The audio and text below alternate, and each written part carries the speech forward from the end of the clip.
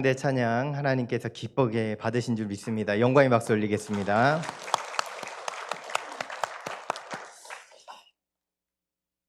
네, 오늘 말씀의 제목은 하나님의 은혜로입니다. 여러분, 하나님의 은혜로 살아가고 계십니까? 옆에 분하고 인사하겠습니다. 하나님의 은혜로 삽시다. 인사하겠습니다.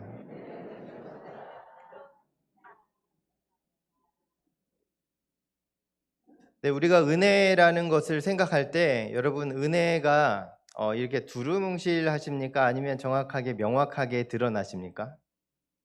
나는 하나님의 은혜를 생각할 때 이렇게 좀 두루뭉실하시는지 아니면 명확하게 하나님의 은혜가 나에게 살아 움직이고 있는지 이것은 굉장히 중요합니다.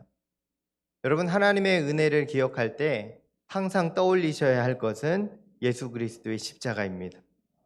예수 그리스도께서 우리를 위하여 이 땅에 오시고 우리 죄를 담당하시고 십자가에 달려 죽으셨다. 그리고 부활하셨다. 그리고 다시 오신다는 것입니다.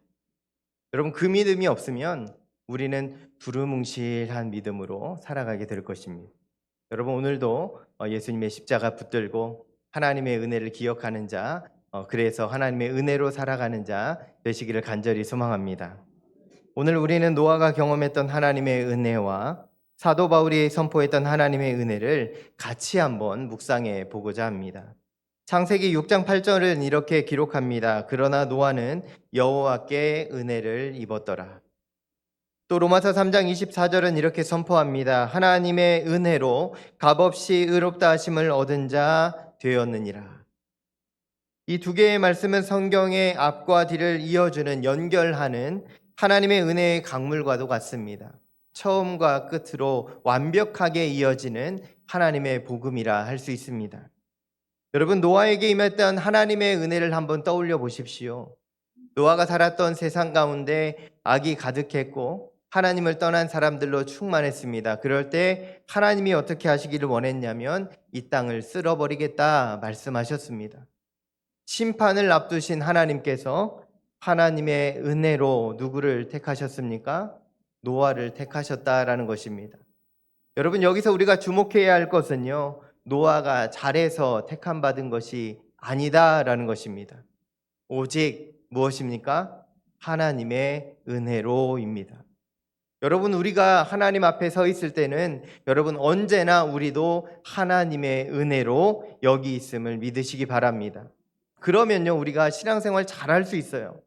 왜냐하면 내가 무엇을 하나님 앞에 해야 잘해야 하나님께서 은혜를 주시는 것이 아니고 나에게 이미 주신 은혜로 나는 하나님께 나아간다라는 것입니다.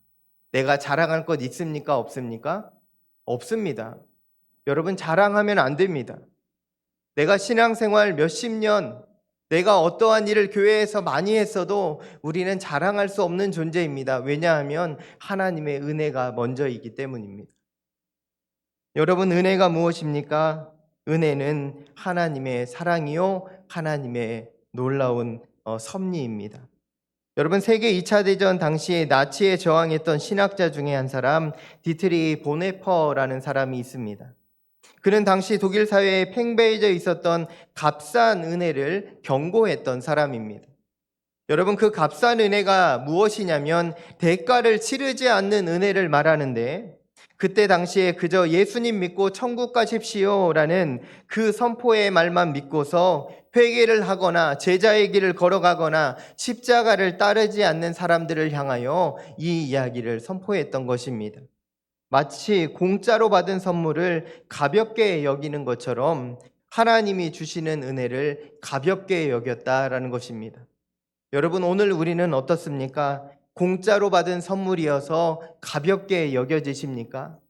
우리의 구원이 공짜로 주어진 선물이라 생각하십니까? 절대 그렇지 않습니다. 성경이 말하는 이 하나님의 은혜는요, 값싼 은혜가 아니고 매우 값비싼 은혜입니다. 이것은 세상에서 감당할 수 없는, 세상에서 치를 수 없는 값비싼 은혜로 주어진 하나님의 사랑입니다. 그리스도를 이 땅에 보내셔서 우리가 알지 못하는 그때에 하나님께서 독생자를 이 땅에 보내셔서 우리의 죄값을 미리 담당해 주신 사건이 바로 십자가 사건입니다. 그래서 우리를 구원하신 하나님의 은혜는요, 세상에서 가장 비싼 은혜임을 믿으시기 바랍니다. 여러분, 우리는 감격해야 합니다. 그 비싼 은혜를, 값비싼 은혜를 거저 받았기 때문에 우리는 기뻐해야 합니다. 감사해야 합니다. 어느 법정에서 재판이 열렸다고 합니다. 피고는 법이 정한 최고의 죄를 범했습니다. 그 죄에 대한 대가는 사형이었습니다. 법의 심판대 앞에 서서 그는 어떠한 변명도 할 수가 없었습니다. 유죄 판결은 명확했습니다. 판사는 잠시 침묵하더니 유죄를 선언하고 사형을 확정하게 됩니다. 피고가 절망에 빠져 고개를 떨굴 때에 판사는 자리에서 일어나 법복을 벗고 피고에게 다가가 이렇게 말합니다. 이 죄는 마땅히 네가 받아야 하지만 피고 대신에 제가 이 죄를 대신 담당하겠습니다. 이 사람은 이 피고의 아버지였습니다. 판사는 자신의 모든 권한과 지위를 내려놓고 피고의 형벌을 대신 감당하기로, 아버지는 아들의 형벌을 대신 감당하기로 결단했던 것입니다.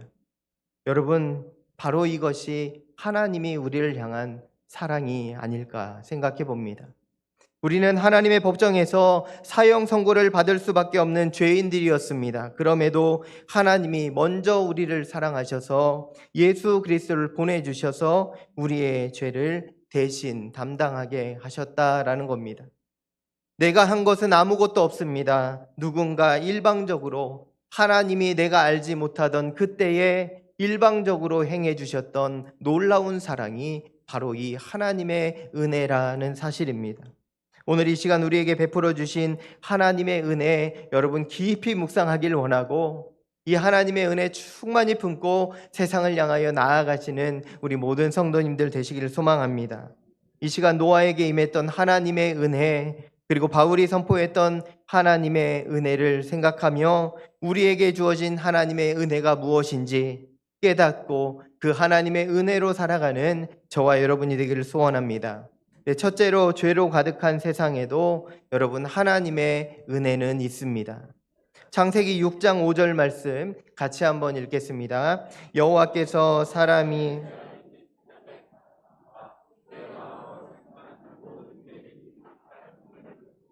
아멘. 사람의 죄악이 어떻게 해요? 세상의 가득함과 그 마음으로 모든 계획하는 계획들이 악할 뿐임을 보시고, 하나님이 이 세상을 심판하기로 작정하시는 순간입니다. 노아의 시대가 이랬다라는 것이죠. 사람들의 마음은 악으로 가득했고 그 땅은 폭력으로 가득했습니다. 단순히 부패, 도덕적 타락을 넘어서 하나님을 떠난 인간들의 완전한 부패를 상징합니다. 여러분, 오늘날 우리가 세상을 바라볼 때 타락했다 말하죠. 어두워져 가고 하나님을 떠났다 말합니다. 그러나 여러분, 세상은 원래 그랬습니다. 처음부터 그랬습니다. 사도 바울이 선포합니다. 로마서 3장에서 뭐라고 인간에 대해서 이야기합니까? 의인은 없나니 하나도 없으며 모든 사람이 죄를 범하였음에 하나님의 영광에 이르지 못하였느니라 말씀하고 있습니다. 여러분, 인간은 하나님의 영광에 이르지 못합니다. 왜 그렇습니까? 죄를 범하였기 때문입니다. 여러분, 우리는 의인이 아닙니다. 죄인입니다. 그런데 어떻게 의인이 되었습니까? 그 가운데 예수님의 십자가가 있습니다. 여러분, 우리 이 사실을 잊지 말아야 합니다. 잊어버리면 안 됩니다. 노아의 시대의 죄나 바울 시대의 죄나 죄의 본질은 동일합니다. 시대는 달라져도 인간의 본성은 여전히 죄 아래에 있었음을 성경은 명확하게 선포하고 있습니다. 그런데 창세기 6장 8절 말씀을 보십시오. 우리는 놀라운 문장 한 구절을 보게 되는데, 그것이 바로 그러나 노아는 여호와께 은혜를 입었더라. 여러분, 하나님이 그러나 모든 악이 창궐되어 있었으나 여호와께 노아는 은혜를 입었더라 말씀합니다. 여러분, 하나님께 은혜를 받은 자임을 꼭 믿으시기 바랍니다. 나는 하나님의 은혜를 받은 자입니다. 한번 따라하겠습니다. 나는 하나님의 은혜를 받은 자입니다. 여러분, 이 사실을 잊지 마십시오. 여러분, 감격으로 다가옵니다. 여기서 중요한 접속사가 그러나입니다.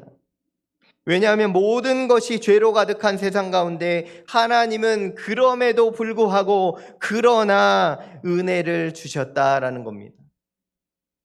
절망의 상황 속에 등장하는 그러나라는 표현이 하나님의 구원의 출발을 의미하고 있습니다. 완전히 쓸어버리시겠다 말씀하시며 또 따라오는 그러나는 무엇입니까? 복음의 시작입니다.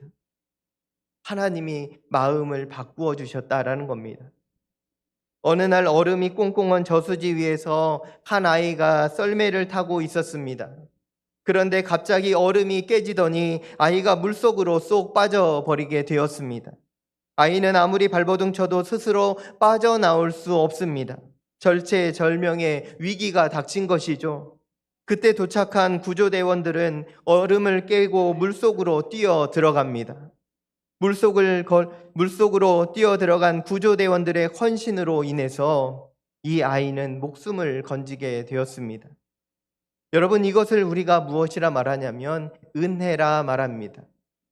내가 할 수 없는 그때에 그 일을 누군가 대신 담당해 주므로 내가 그 은혜를 힘입었을 때 우리는 그것을 은혜라고 말합니다.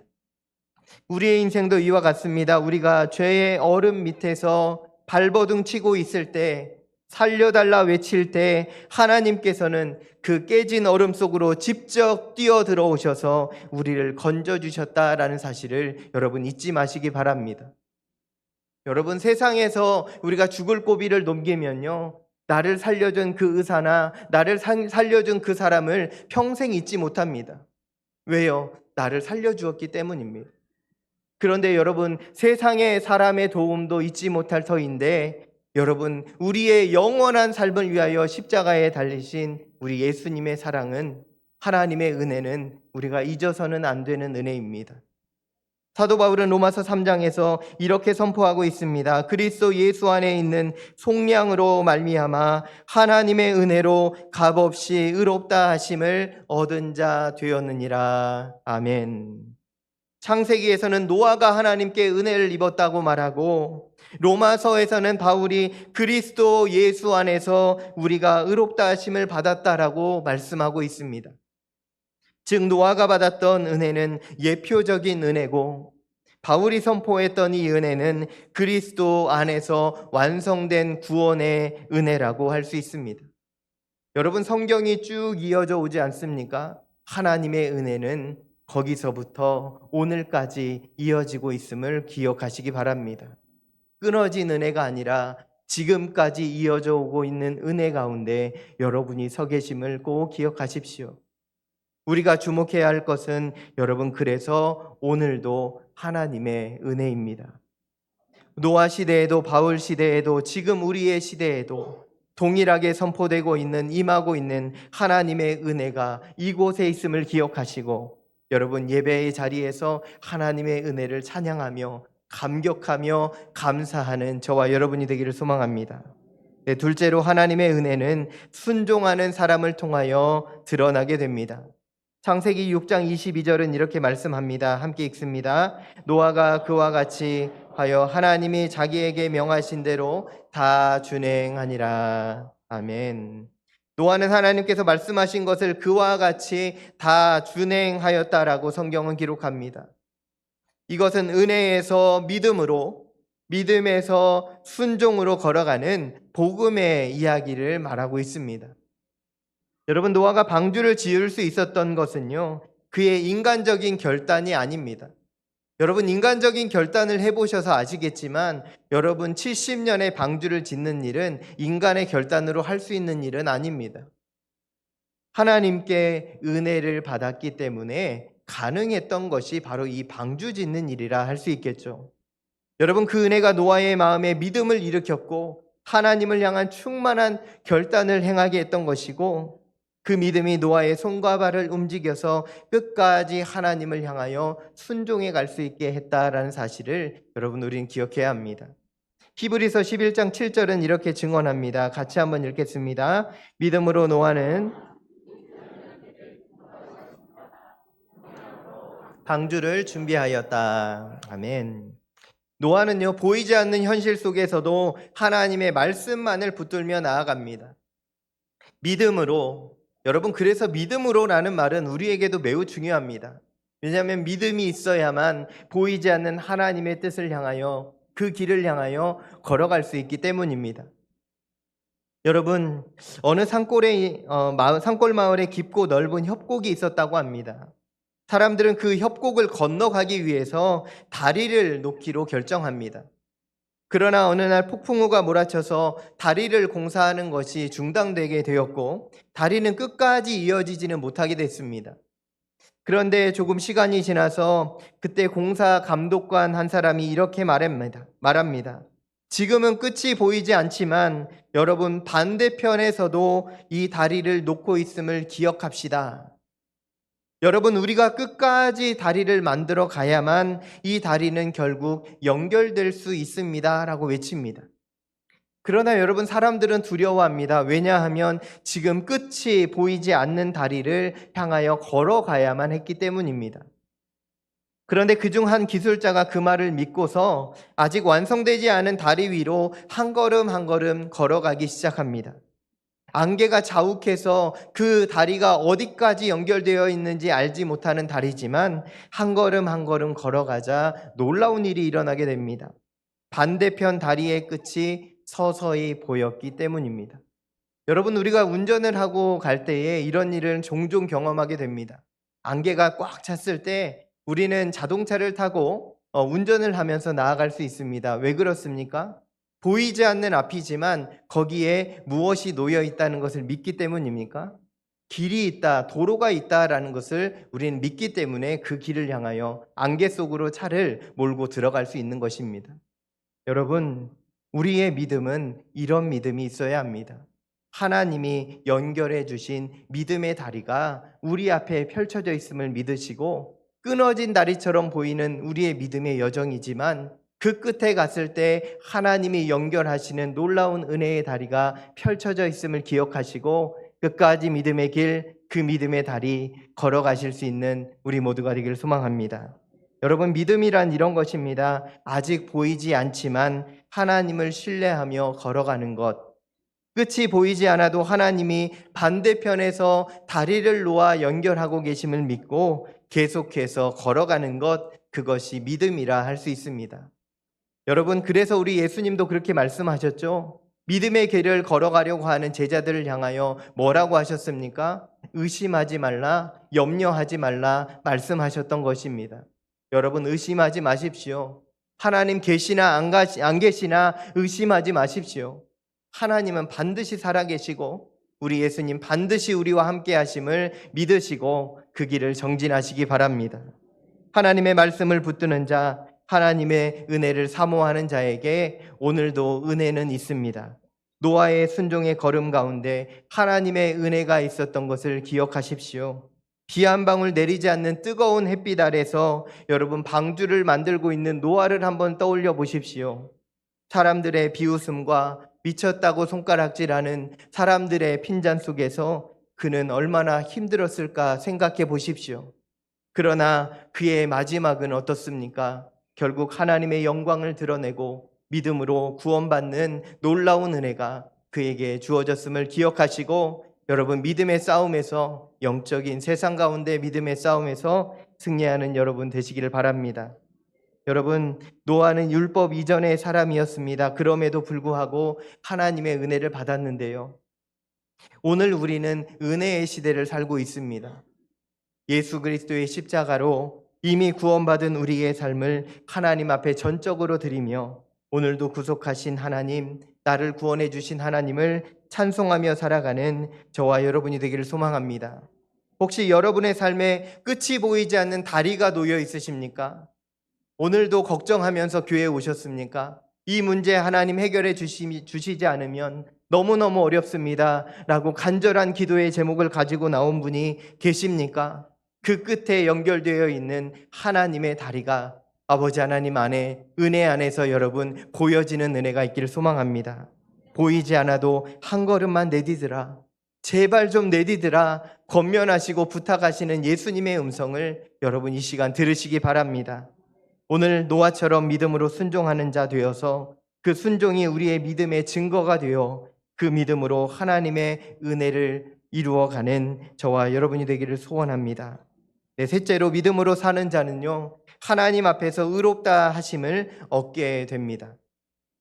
창세기 6장 9절 말씀 같이 한번 읽습니다. 노아는 의인이요 당대의 완전한 자라 그는 하나님과 동행하였으며. 아멘. 여기서 의인은 도덕적으로 흠이 없다는 뜻이 아니고 하나님의 인정을 받은 자, 하나님과 관계되어 있는 자라는 뜻을 갖습니다. 하나님과 동행하는 은혜가 노아에게 있었던 것을 기억하고, 여러분, 우리 모두는 예수님 안에서, 성령 안에서 하나님과 동행한 자임을 믿으시기 바랍니다.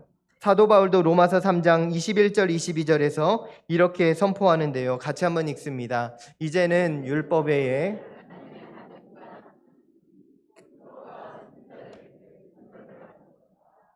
곧 예수 그리스도를 믿음으로 말미암아 믿는 자에게 미치는 하나님의 의인이 차별이 없느니라. 아멘. 여러분, 차별이 없느니라. 모두에게 동일하게 주어진 하나님의 은혜가 여러분에게 각자에게 임했음을 믿으시고, 그 은혜의 감격을 가지고 하나님 감사합니다. 나를 구원해 주셔서 감사합니다. 내 목숨을 살려주시고 영원한 생명을 주시니 감사합니다. 고백하며 나아가는 자 되기를 소망합니다. 여러분, 제가 대학생 때 있었던 일 한 가지를 말씀드리고 말씀을 마치려고 합니다. 어느 날 식당에 들어가서 식사를 했습니다. 맛있게 먹고 나오는데요, 문제가 생겼습니다. 지갑이 없는 겁니다. 지갑이 없어서 카운터 앞에서 서성이고 있는데 얼굴은 빨개져 있고요. 카운터 앞에서 식당 아저씨는 저를 물끄러미 쳐다봅니다. 그때 옆 테이블에서 식사를 하던 한 아저씨가 저를 바라보면서 이렇게 이야기합니다. 학생, 지갑을 잃어버린 모양인데 내가 식사비를 계산해 주겠네 라는 겁니다. 여러분, 저는 그분에게 식사비를 받았을까요? 안 받았을까요? 당연히 받았습니다. 아이고, 감사합니다. 제가 돈이 없는데 너무너무 감사합니다. 그러면서 인사드리고 정말 따뜻한 마음으로 식당을 빠져나올 수 있었는데요, 이 일이 무려 25년 전에 있었던 일입니다. 저는 그분의 얼굴을 아직도 생생하게 기억합니다. 왜 그렇습니까? 저에게 밥 한 그릇의 은혜를 주었기 때문입니다. 난감한 상황을 돌파해 갈 수 있도록 도와주었기 때문입니다. 여러분, 그 따뜻한 사랑을 잊지 못하는 것을 보면서 저는요, 우리에게 주신 하나님의 은혜가 얼마나 큰지 다시 한번 생각해 보게 됩니다. 여러분, 25년 전에 8,000원짜리 그 음식을 사주었던 분을 제가 잊지 못합니다. 그런데 여러분, 우리의 생명을 건져주신, 나의 생명을 구원해 주신 하나님을 어찌 잊을 수 있겠습니까? 여러분, 우리는요, 사람의 도움은요, 크게 생각합니다. 저 사람은 나의 은인입니다. 내가 평생 못 잊는 사람입니다. 어디 가도 자랑합니다. 이분이 없으면 나는 없습니다. 여러분, 그런데요, 우리 예수님을 여러분 그렇게 자랑하십니까? 우리 예수님 그렇게 자랑하면서 살아가고 계십니까? 그렇지 못한 현실이 우리의 믿음의 자리인 것을 고백하게 됩니다. 하나님, 우리에게 그 은혜를 부어주시고 그 충만한 은혜가 우리의 삶을 이끌어갈 수 있도록 도와주십시오. 믿음으로 고백하며 힘있게 일어나는 저와 여러분이 되기를 소망합니다. 여러분, 하나님이 주신 은혜는요, 세상의 은혜와는 비교할 수 없는 은혜입니다. 우리는 때로 그런데 예수님을 향해서 이렇게 말합니다. 예수님, 언제 나를 위해서 죽으셨냐고, 나는 잘 모르겠다고 라고 이야기합니다. 그 은혜를 잃어버리고 살아갈 때가 있다라는 겁니다. 내 삶이 힘들어지면, 내가 아플 때 예수님을 향하여 원망하게 되기도 하지만, 여러분, 그것을 넘어서서 변함없는 하나님의 은혜, 변함없는 하나님의 사랑을 붙들고 주의 십자가 붙들고 다시 믿음으로 일어나서 여러분 승리하는 삶 살아갈 수 있기를 간절히 소망합니다. 여러분, 오늘 우리에게 주신 말씀 가운데 노아는 여호와께 은혜를 입었더라, 그 말씀을 기억하시고 모든 사람이 죄인 되었을 때 하나님의 은혜가 우리에게 임했음을 기억하시고 오늘도 하나님의 은혜를 사모하며 주신 은혜에 감사하며 오늘도 믿음으로 순종함으로 하나님의 영광을 드러내며 살아가는 저와 여러분이 되시기를 간절히 축원합니다. 함께 기도하겠습니다. 하나님 아버지 감사합니다. 오늘도 하나님의 은혜를 알게 하여 주시고 믿음으로 그 하나님의 은혜를 기억하고 찬양하게 하시니 감사합니다. 우리의 삶이 어떠할지라도 우리를 구원하신 하나님, 우리에게 생명 주신 하나님을 찬양하게 하시고 그 하나님의 은혜 안에서 찬송의 삶, 영광 돌리는 삶 이어갈 수 있도록 역사하여 주시옵소서. 우리의 삶의 걸음걸음을 통하여 하나님의 영광 드러내게 하시고 믿음에 승리하는 삶 살아갈 수 있도록 주님 인도하여 주시옵소서. 모든 말씀 예수님의 이름으로 간절히 기도하옵나이다. 아멘.